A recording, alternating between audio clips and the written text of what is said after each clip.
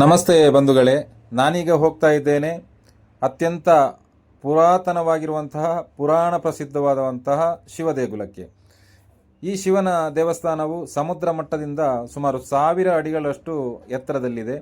ಇಂತಹ ಸುಂದರವಾದ ಪ್ರಕೃತಿ ರಮಣೀಯವಾಗಿರುವಂತಹ ಈ ದೇವಸ್ಥಾನವನ್ನು ನೋಡುವುದೇ ಖಂಡಿತವಾಗಿಯೂ ಸೌಭಾಗ್ಯವೇ ಸರಿ. ಇಲ್ಲಿ ಛತ್ರಪತಿ ಶಿವಾಜಿ ಮಹಾರಾಜರ ಪ್ರತಿಮೆಯನ್ನು ಕಾಣಬಹುದು. ಶಿವಾಜಿ ಮಹಾರಾಜರ ಪ್ರತಿಮೆಗೆ ನಮಿಸುತ್ತಾ ನಾವು ಸುಮಾರು 333 ಮೆಟ್ಟಿಲುಗಳ ಮೂಲಕ ಈ ಹತ್ತಿಕೊಂಡು ಈ ದೇವಸ್ಥಾನಕ್ಕೆ ಹೋಗಬೇಕು. ಶಿವ ಧ್ಯಾನ ಮಾಡುತ್ತಾ ಓಂ ನಮಃ ಶಿವಾಯ ನಾಮಸ್ಮರಣೆಯೊಂದಿಗೆ ನಾವು ಮೇಲೆ ಏರಿದರೆ ಈ ಕಠಿಣವಾದ ದಾರಿ ನಮಗೆ ಅತ್ಯಂತ ಸುಲಲಿತವಾಗಬಹುದು. ಹಚ್ಚ ಹಸಿರಿನ ಕಾಡಿನ ನಡುವೆ ಕೃತಕವಾಗಿ ಮಾಡಿರುವಂತಹ ಈ ಮೆಟ್ಟಿಲುಗಳ ಮೂಲಕ ನಾವು ಈ ದೇವಸ್ಥಾನಕ್ಕೆ ಹೋಗುವಾಗ ಖಂಡಿತವಾಗಿಯೂ ಶಿವನಾಮ ಸ್ಮರಣೆ ಮಾಡಿಕೊಂಡೇ ಹೋಗಬೇಕು. ಓಂ ನಮಃ ಶಿವಾಯ ಓಂ ನಮಃ ಶಿವಾಯ ಎಂಬ ನಾಮಜಪ ಮಾಡಿಕೊಂಡು ಹೋದರೆ ಖಂಡಿತವಾಗಿಯೂ ಸುಲಭವಾಗುವುದು. ಸಾವಿರಾರು ಭಕ್ತಾದಿಗಳು ಬರುವಂತಹ ಈ ಪುಣ್ಯಕ್ಷೇತ್ರಕ್ಕೆ ಈಗ ದೃಷ್ಟಿಯಲ್ಲಿ ಅಭಿವೃದ್ಧಿಯ ನೆಲೆಯಲ್ಲಿ ರಸ್ತೆಗಳನ್ನು ಮಾಡಲಾಗಿದೆ.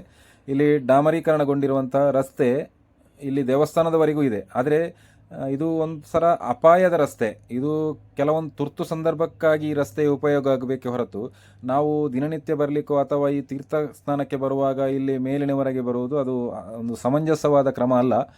333 ಮೆಟ್ಟಿಲುಗಳಿದೆ ಅಂದರೆ ಆ ರಸ್ತೆ ಹೇಗಿರ್ಬೋದು ಒಂದು ಕಲ್ಪನೆ ಮಾಡಿ. ಈಗ ಒಂದು ಆಟೋ ಹೋಗ್ತಾ ಇದೆ ನೋಡಿ, ಇದು ಈ ನೋಡುವಾಗ ನಿಮಗೆ ಕಾಣ್ಬೋದು. ಇದು ಅಪಾಯಕಾರಿಯಾಗಿರುವಂಥ ರಸ್ತೆಯಲ್ಲಿ ನೀವು ದಯವಿಟ್ಟು ಈ ರೀತಿ ಬರಬಾರ್ದು ಅನ್ನುವಂಥದ್ದು ನನ್ನದೊಂದು ಅನಿಸಿಕೆ.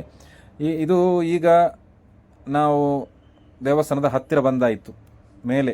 ಈಗ ಅದು ಆಟೋ ಹೋಗಿದ್ದು ಇಲ್ಲಿ ದೇವಸ್ಥಾನದ ಮೇಲಿಂದ ಅರ್ಧವರೆಗೆ ಬಂದು ಅಲ್ಲಿ ಪಾರ್ಕಿಂಗ್ ವ್ಯವಸ್ಥೆ ಇದೆ. ಅಲ್ಲಿ ಪಾರ್ಕ್ ಮಾಡಿ ಮತ್ತೆ ದೇವಸ್ಥಾನಕ್ಕೆ ನಡೆದುಕೊಂಡು ಬಂದರೆ ಒಂದು ಉತ್ತಮ, ನಮಗೂ ಆರೋಗ್ಯಕ್ಕೂ ಒಳ್ಳೆಯದು. ಈ ಪುಣ್ಯಕ್ಷೇತ್ರ ಇರುವಂಥದ್ದು ದಕ್ಷಿಣ ಕನ್ನಡ ಜಿಲ್ಲೆಯ ಬಂಟ್ವಾಳ ತಾಲೂಕಿನ ಶ್ರೀ ನರಹರಿ ಸದಾಶಿವ ಕ್ಷೇತ್ರ. ಕಲ್ಲಡ್ಕ ಮತ್ತು ಮೆಲ್ಕಾರಿನ ಮಧ್ಯೆ ಇರುವಂತಹ ಮಂಗಳೂರು ಬೆಂಗಳೂರು ರಾಷ್ಟ್ರೀಯ ಹೆದ್ದಾರಿಯಲ್ಲಿ ಕಲ್ಲಡ್ಕ ಮತ್ತು ಮೆಲ್ಕಾರಿನ ನಡುವೆ ಇರುವಂತಹ ನರಹರಿ ನಗರದ ಹತ್ತಿರ ಶ್ರೀ ನರಹರಿ ಶ್ರೀ ಸದಾಶಿವ ದೇವಸ್ಥಾನ ಇದೆ.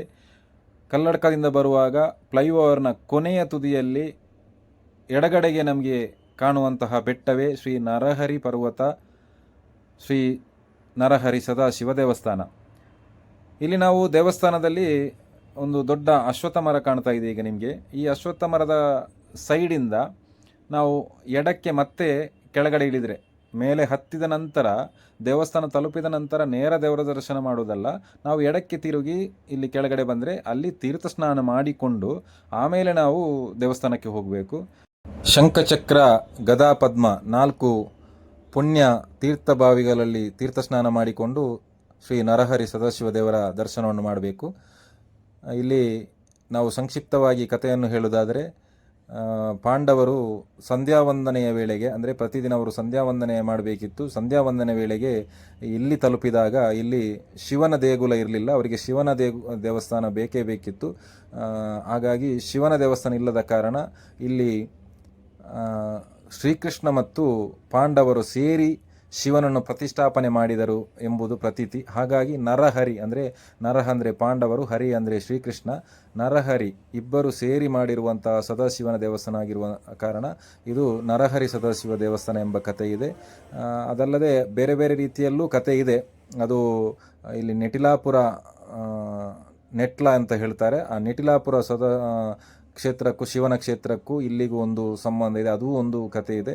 ಕಥೆಯ ರೂಪ ಬೇರೆ ಬೇರೆ ಇದ್ದರೂ ನಮಗೆ ಶಿವನ ದೇಗುಲ ಅತ್ಯಂತ ಪುರಾತನವಾಗಿರುವಂತಹ ಒಂದು ಪವಿತ್ರ ಕ್ಷೇತ್ರ ಅನ್ನುವ ನಂಬಿಕೆಯೇ ಶ್ರೇಷ್ಠವಾಗಿರುವಂಥದ್ದು. ಇಲ್ಲಿ ಆಷಾಢ ಅಮಾವಾಸ್ಯೆಗೆ ಅತ್ಯಂತ ಹೆಚ್ಚಿನ ಸಂಖ್ಯೆಯಲ್ಲಿ ಭಕ್ತಾದಿಗಳು ಬರ್ತಾರೆ. ಅಂದರೆ ಆಟಿ ಅಮಾವಾಸ್ಯೆಗೆ ಇಲ್ಲಿ ತೀರ್ಥಕ್ಷೇತ್ರ ಅತ್ಯಂತ ಪವಿತ್ರವಾಗಿರುತ್ತದೆ ಮತ್ತು ಪ್ರತಿದಿನವೂ ಪವಿತ್ರವಾಗಿರುತ್ತದೆ. ಬೆಳಿಗ್ಗೆಯಿಂದ ಸಂಜೆಯವರೆಗೆ ದೇವಸ್ಥಾನ ತೆರೆದಿರುತ್ತದೆ. ಪ್ರತಿದಿನ ಬರಬಹುದು. ಲಕ್ಷದೀಪೋತ್ಸವ ಸಂದರ್ಭದಲ್ಲೂ ಸಾವಿರಾರು ಭಕ್ತಾದಿಗಳು 3 ದಿವಸ ಉತ್ಸವದಲ್ಲಿ ಸೇರ್ತಾರೆ ಮತ್ತು ಪ್ರತಿದಿನ ತೀರ್ಥ ಸ್ನಾನಕ್ಕೂ ಬರ್ತಾರೆ. ಆಷಾಢ ಅಂದರೆ ಆಟಿ ಅಮಾವಾಸ್ಯೆಗೆ ಹೆಚ್ಚಿನ ಸಂಖ್ಯೆಯಲ್ಲಿ ತೀರ್ಥ ಸ್ನಾನಕ್ಕೆ ಬರ್ತಾರೆ. ಆ ದಿನ ಒಂದು ಶ್ರೇಷ್ಠ ದಿನ ಎಂಬ ನಂಬಿಕೆ ಇದೆ. ಇಲ್ಲಿ ದೇವಸ್ಥಾನದ ಹತ್ತಿರ ಅಂದರೆ ಮೇಲೆ ಹೋಗಿ ನೋಡುವಾಗ ಇಲ್ಲಿ ನೋಡಿ ನೇತ್ರಾವತಿ ನದಿ ಕಾಣಬಹುದು, ಕಲ್ಲಡ್ಕ ಶ್ರೀರಾಮ ವಿದ್ಯಾಕೇಂದ್ರ ಕಾಣುತ್ತದೆ, ಅಮ್ಟೂರಿನ ದೇವಮಾತಾ ಶಾಲೆ ಕಾಣುತ್ತದೆ.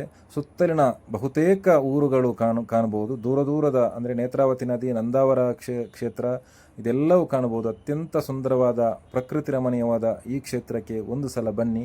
ಶ್ರೀ ಮಹಾದೇವನ ಸದಾಶಿವನ ಅನುಗ್ರಹವನ್ನು ಪಡೆಯಿರಿ. ಹರ ಹರ ಮಹಾದೇವ.